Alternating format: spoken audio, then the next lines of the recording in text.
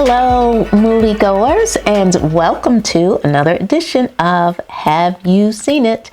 I'm your host, Denise, and before I get to my review, I am going to tell you who my favorite actor is. My favorite actor this week is the magnificent Joan Crawford. Joan Crawford, during her heyday, had incredible Hollywood success, and she was extremely talented. And two of my favorite Joan Crawford movies that really show her range are Mildred Pierce, where she was a very successful, a housewife turned successful businesswoman and restaurant owner, and Whatever Happened to Baby Jane, where she was tormented by her psycho sister, played by Betty Davis. She was an invalid, and she was tormented horribly in that movie. But you get to see her range with those two movies. So Joan Crawford is my favorite actor this week. All right, folks, I'm going to move into my review. And my review is the movie Marty Supreme, starring Timothy Chalamet, Gwyneth Paltrow, Odessa A'zion, I hope I pronounced her name correctly, and a lot of other people. So this movie is the story of a young man by the name of Marty Mauser, and he has a dream of becoming a world-class ping pong champion on the global level. And so the movie is set in New York City in the beginning, and then it moves to different places throughout. And so this is in the 1950s, and Marty is a shoe salesman who participates in ping pong tournaments around the city to hone his skills, basically, and to, win a little bit of money on the side because, betting is involved in some cases. So in this movie, his dream takes him through a myriad of different scenarios. This movie is fast paced. It's high energy.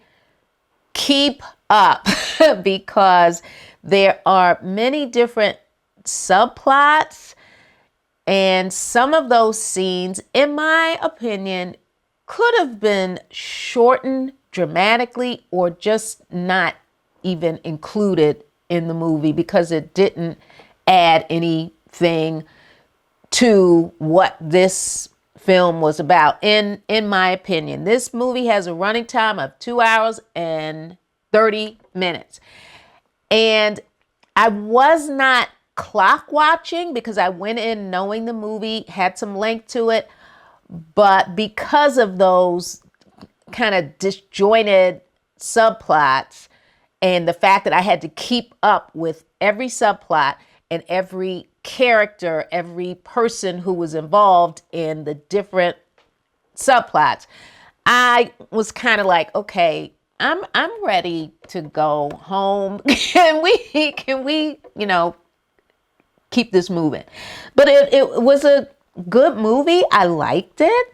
I particularly liked, I guess, the setting because of the 1950s setting, and you have, the classic cars and, the wardrobe and all of that. I like that type of movie when it's set in a particular time period, especially one that is decades old.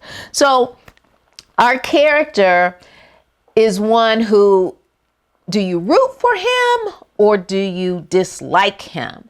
And you root for him in one sense because you see that he's a really, really good ping pong player, doesn't have a lot of backing and support from family and friends as he would like, but still he presses on.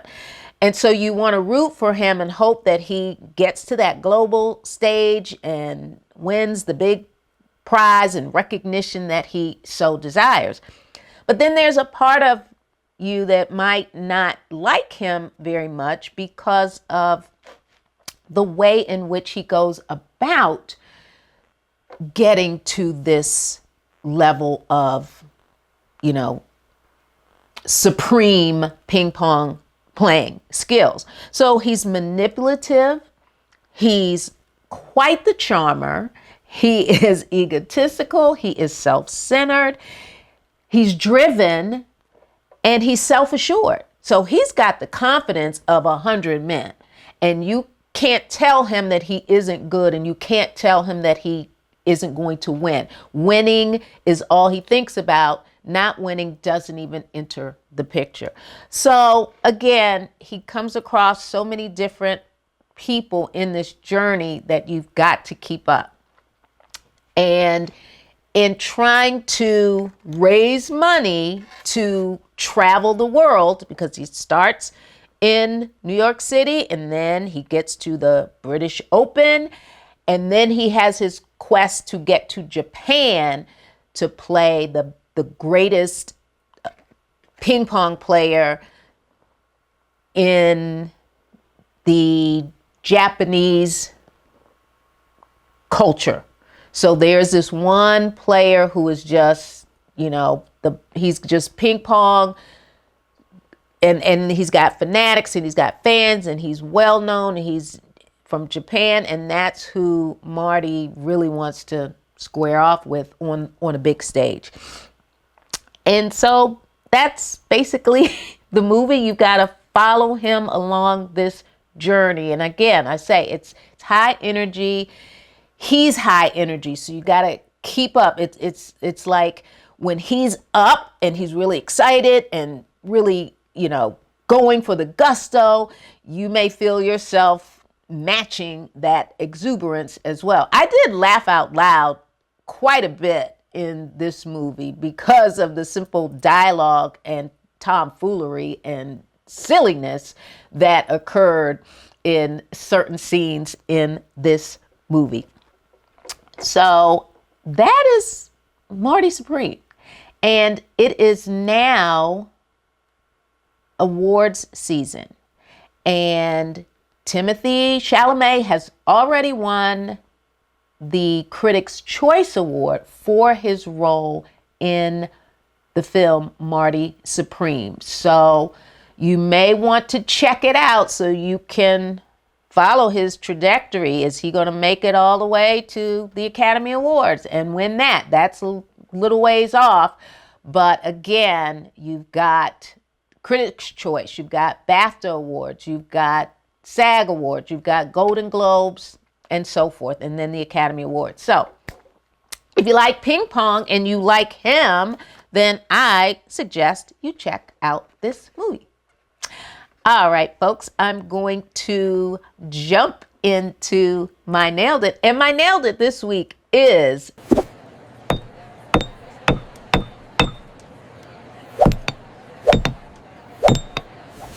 the ping pong skills that were portrayed in the movie, not just by our main character, but the opponent that he played against.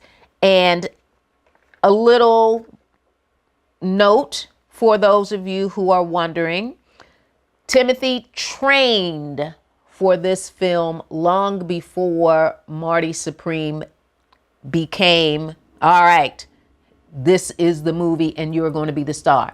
He trained so much that everywhere he went on set for movies that came out before Marty Supreme, Wonka, Dune, all those movies, he had a ping pong table with him. So he was, crafting his skills long before this movie, and there was no body double for him. He's got quite a dance background, family background, so those came into play in this film. So that is my Nailed It. Check out those ping pong skills for Marty Supreme. All right, folks, you can subscribe to my YouTube channel, and please keep hitting that like button. And remember, I am available on BlueSky at HYSI. All right, moviegoers, you know what to do. Until next week, I need you to see a movie because I'm going to see a movie. Until next week, bye-bye.